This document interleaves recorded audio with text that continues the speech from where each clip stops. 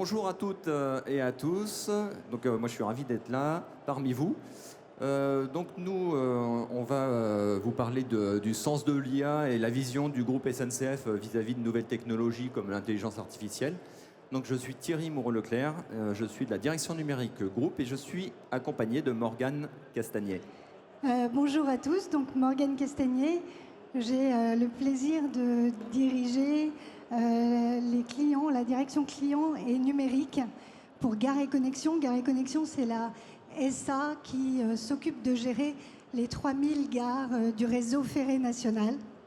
Alors je suis ravie d'être aujourd'hui avec vous, ici à Alpexpo. D'abord parce que j'ai fait mes études à Grenoble et que c'est toujours un plaisir de revenir sur ces terres, se rappeler des bons moments d'étudiants, mais aussi parce que la borne que l'on présente sur le stand d'un SNCF, qui est une borne Gen AI qui oriente les clients en gare, que l'on présente sur le stand SNCF, a été conçue et développée par un consortium d'entreprises de la région, sous la houlette de Alpes Vallée, le bien nommé.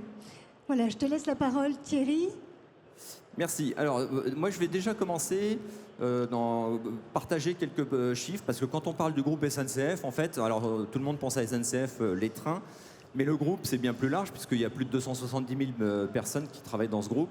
On a énormément de filiales. Il faut savoir que le groupe SNCF fait plus de 40 milliards de chiffre d'affaires par an, dont un tiers à l'international. Alors, c'est méconnu, mais on a de grandes filiales comme Keolis, transport de voyageurs, et puis Geodis, transport de marchandises, que ce soit terrestre ou maritime. Donc 40 milliards de chiffre d'affaires par an, un tiers à l'international. On transporte donc 5 millions de voyageurs par jour. Et vous devez probablement aussi connaître SNCF Connect, l'application. Donc on a plus d'un milliard de visites par an sur cette application.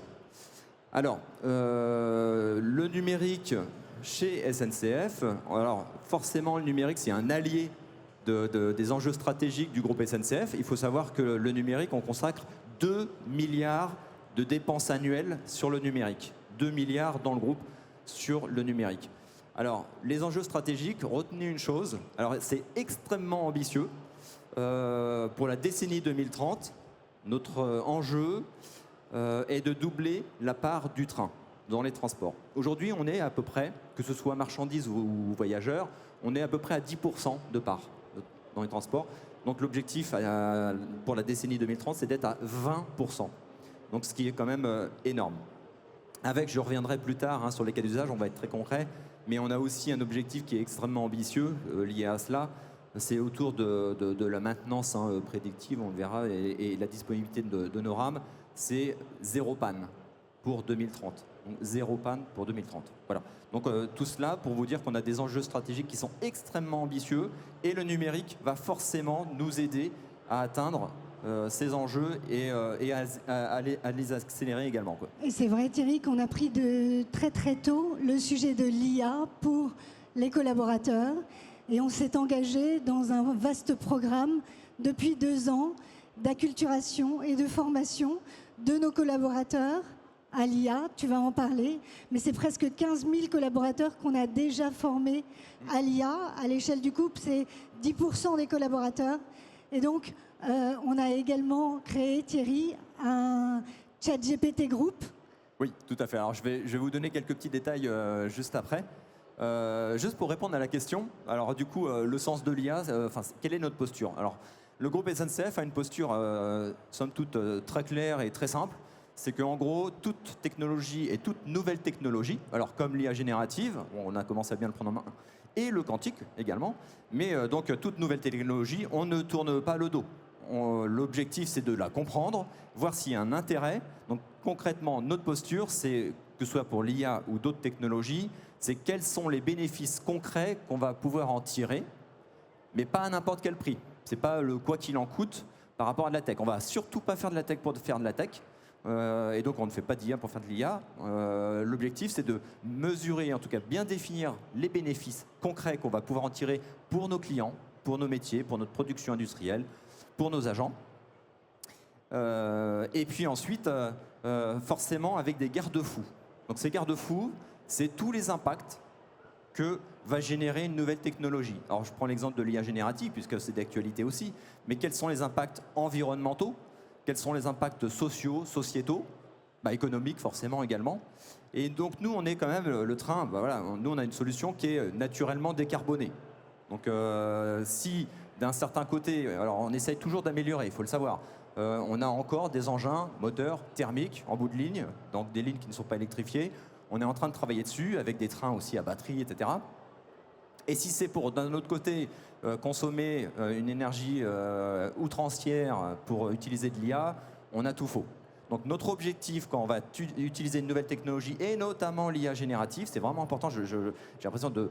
J'espère de ne pas être trop lourd là-dessus, hein, mais notre objectif, c'est bien sûr d'utiliser l'IA générative à bon escient et surtout de maîtriser l'impact environnemental, je dirais, en numéro 1. Voilà. Alors, sur les bénéfices, en gros, on travaille 3 grandes verticales sur nos bénéfices concrets. La première, comme toute entreprise, c'est la performance opérationnelle. Donc comment l'IA va finalement nous optimiser notre performance opérationnelle. Deuxième chose, la relation client. Et la troisième, c'est comment on va faciliter le travail au quotidien de nos agents. Donc sur la première, sur la performance opérationnelle, typiquement, alors on n'a pas attendu l'IA générative ou pour travailler avec de l'intelligence artificielle. Ça fait de nombreuses années, comme toute autre entreprise, on s'est approprié certaines technologies d'IA, comme le machine learning, le deep learning, la reconnaissance, la vision par ordinateur, par exemple. Et donc nous, on a beaucoup travaillé sur la maintenance prédictive. Donc en gros, avec la maintenance prédictive, on va anticiper, prédire une panne, une pièce qui casse, une clim qui ne marche pas. On va prédire et on va la réparer avant même, enfin on va même anticiper la panne et prendre les mesures adéquates. Il faut savoir que du coup, je fais le lien avec ce que j'ai dit tout à l'heure, la maintenance prédictive va nous permettre d'atteindre le zéro panne, entre autres, parce qu'on va avoir aussi un renouvellement du parc, notamment avec le TGVM qu'on devrait pouvoir réceptionner d'ici une petite année. Donc, maintenance prédictive. Ensuite, on va se servir de l'IA et aussi de l'IA générative pour aussi reconstruire un plan de transport sous contrainte. Lorsqu'il y a un incident, bon, on l'a vu encore, moi hier matin, je suis arrivé, il y a eu un heurt d'un sanglier par un TER devant nous, donc forcément, on a été détourné par Valence. En fait, l'IA générative va nous permettre aussi de reconstruire des plans de transport, nous faire plusieurs scénarios possibles, très rapidement, robustes, fiables, et de prendre donc un outil d'aide à la décision, de prendre la bonne décision pour quel plan de transport on va remettre en place. Et derrière, forcément, ça a un impact aussi sur notre production et notre information voyageur, puisque dès lors qu'on a remis en place un nouveau plan de transport, qui lui peut encore finalement casser avec plein d'autres aléas, c'est d'avoir une information fiable, réactive et robuste en tout cas pour pouvoir délivrer à nos clients. Donc voilà, donc ça c'est sur la partie vraiment production, on travaille là-dessus. Ensuite, oui, peut-être rajouter un truc sur l'IV. De relation client et d'expérience client. Il est certain que l'IA générative, pour une boîte comme la SNCF, qui voit passer 10 millions de voyageurs dans ses gares tous les jours, qui fait voyager des millions de personnes par an, s'interroge sur les nouvelles générations, la nouvelle génération de relations clients. Et on explore vraiment ce domaine. C'est un peu ce qu'on essaye de faire avec cette fameuse borne dont je vous parlais tout à l'heure, qui est une borne interactive que l'on a mis en Gare du Nord pour les Jeux Olympiques et qui permet d'interagir avec les voyageurs en langage naturel. C'est basé sur l'IA de Llama. Pour les connaisseurs, c'est Llama 3.1 qui est installé et qui permet en effet de renvoyer aux voyageurs une orientation, un service, un commerce, un point d'intérêt, les horaires de ces trains. Et donc c'est très intéressant pour nous et ça a eu beaucoup de succès, ça a eu beaucoup d'impact pour plusieurs raisons. D'abord parce que c'est très événementiel, c'est assez attachant. On a mis derrière l'avatar de Simone Hérault, qui est, vous savez, la voix de la SNCF, celle qui dit depuis 40 ans, le train en provenance de destination. Bien, on a synthétisé cette voix, on a créé un avatar pour Simone Hérault, et c'est elle qui répond. Et donc, on a pu explorer le champ de l'utilisation de l'IA pour, comme ça, de l'information de premier niveau. Alors, ce que la borne peut faire également, c'est continuer l'expérience qui a été créée en gare sur WhatsApp. Donc, vous avez tout d'un coup la voix de la SNCF dans votre poche pour interagir sur toutes les questions possibles et imaginables que vous pouvez avoir sur la gare. Et puis enfin, on a récemment installé sur la borne, testé sur la borne, un logiciel qui nous permet de faire de la visio avec un agent SNCF, donc le chef de gare ou quelqu'un de ses équipes, ou même le transporteur, et qui peut régler des sujets plus techniques, plus spécifiques et même transactionnels, le renouvellement d'un billet et autres. Et là, on touche vraiment au sujet d'exploration que nous permet l'IA aujourd'hui, c'est-à-dire qu'on explore ces nouvelles générations de relations clients en essayant de garder le meilleur des deux mondes, c'est-à-dire on met en place la possibilité de répondre par une IA, des questions simples quand on est tôt le matin ou tard le soir, quand on est sur un week-end. Et puis quand on est sur plus spécifique, transactionnel ou technique, eh ben on peut basculer sur un vrai humain. Et ça, c'est vraiment l'ADN de la SNCF, c'est-à-dire profiter de la technologie, c'est notre vision de la tech, profiter de la technologie en gardant le contact humain absolument irremplaçable. Et en gare, c'est très important, comme à bord des trains. Et donc, c'est vraiment là-dessus qu'on travaille. On explore les complémentarités d'interaction entre l'IA et l'humain. Voilà, alors, ce qui est carrément génial lorsqu'on crée un avatar, c'est que pour pas très cher, on s'envoie souvent rajeuni. Donc ça, c'est plutôt pas mal. Dernière chose aussi sur la performance opérationnelle. Alors, je ne sais pas si vous le savez, mais la SNCF est le premier client, on va dire, premier consommateur d'électricité industrielle en France. Donc on travaille sur aussi, dans notre production, comment réduire la facture d'électricité. Donc on a mis en place, et grâce à l'IA, on va être encore plus performant, un système d'opti-conduite pour nos conducteurs de train, à savoir quand est-ce qu'on tractionne, quand est-ce qu'on arrête, pour optimiser vraiment la consommation. Donc sur la relation client, effectivement, donc tu as déjà bien développé. Juste une chose, il y avait l'affluence aussi, je crois, vous travaillez l'affluence en gare aussi. Oui, on travaille l'affluence en gare. On travaille aussi beaucoup sur l'information voyageur, sa robustesse, sa personnalisation. On travaille sur la prédiction des retards.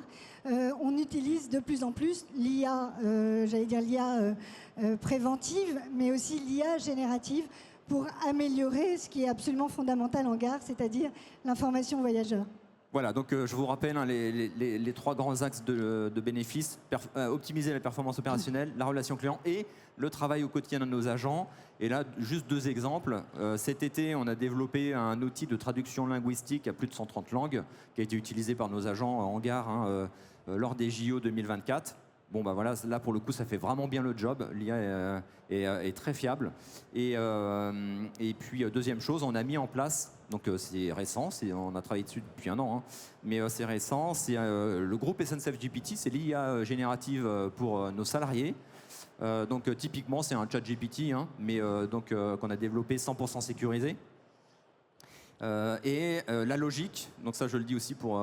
comme préconisation, c'est qu'on a une logique, on a créé cette plateforme avec finalement un choix de LLM, donc de modèle de langage laissé libre à l'utilisatrice ou l'utilisateur.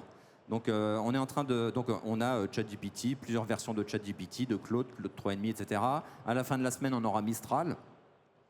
Et donc l'idée, c'est de pouvoir choisir nos modèles selon le type de réponse souhaitée, et puis par défaut, probablement qu'on en ira aussi, parce que notre objectif, c'est de ne pas trop consommer, sur des LLM moins énergivores, comme Mistral, par exemple, qui consomme 100 fois moins que ChatGPT 4o. Alors évidemment, le grand bénéfice d'un ChatGPT Group, c'est qu'on est en environnement fermé, sur du corpus strictement SNCF, des données alimentées qui sont strictement SNCF, et aucune donnée, bien sûr, ne sort de cet environnement, et donc on peut faire tous les tests possibles et imaginables.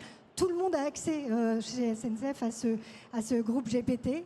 Et donc, c'est formidable à quel point, sur tous ces nouveaux usages, ce qui compte vraiment, c'est que l'IA rentre vraiment dans le quotidien des collaborateurs comme des clients.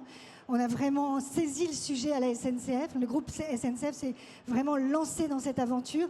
Et on sait bien, depuis maintenant plusieurs mois, que ce qui fait la différence, c'est la pratique. Il faut que les collaborateurs s'en saisissent. C'est comme en gare, il faut qu'ils se saisissent de la borne. En entreprise, il faut que les collaborateurs pratiquent pour comprendre, maîtriser et choisir l'utilisation exacte qu'ils veulent en avoir. Voilà. Et enfin, deux dernières choses. Il y a 2 points. Donc, je vous disais, donc retenez un truc, c'est que nous, la techno, on est pour, mais pas à n'importe quel prix. Et on a deux items non négociables la sécurité, donc confidentialité des données. Toute la partie cyber, RGPD, cloud souverain, etc.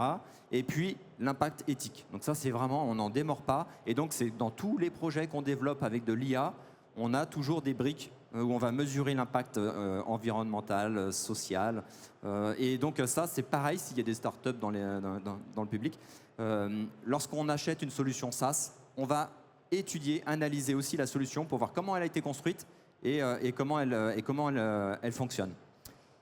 Vous avez compris, hein, on est vraiment embarqué dans cette aventure. Si vous avez aussi des projets de déploiement d'IA dans vos entreprises, n'hésitez pas à venir en discuter avec nous sur le stand SNCF. On est à votre disposition pour continuer la discussion. Voilà, et puis juste pour finir, je prends 30 secondes. 3 petites précaux qu'on essaye de porter en interne. C'est forcément de placer l'humain au cœur de notre stratégie, à chaque fois avec les technos. 2, avec l'IA générative, je fais un petit focus IA Gen là, mais ne cherchez pas forcément un ROI immédiat, parce que parfois c'est trop compliqué, puis il y a le feeling, on sent qu'il y a quelque chose, on a du gain, et donc parfois il faut y aller sans avoir un ROI bien déterminé, bien précis. Et 3e chose, c'est d'adopter parfois, pas tout le temps, mais parfois une posture, alors certains diront smart follower, mais nous on va plutôt dire entrepreneur pragmatique, c'est de dire faut pas essuyer tous les plâtres. À un moment donné, il faut laisser le temps de l'expé à d'autres. Et il faut être malin, il faut rester derrière le palmier là, et puis sortir au bon moment. Voilà. Merci à vous toutes Merci et à tous. tous.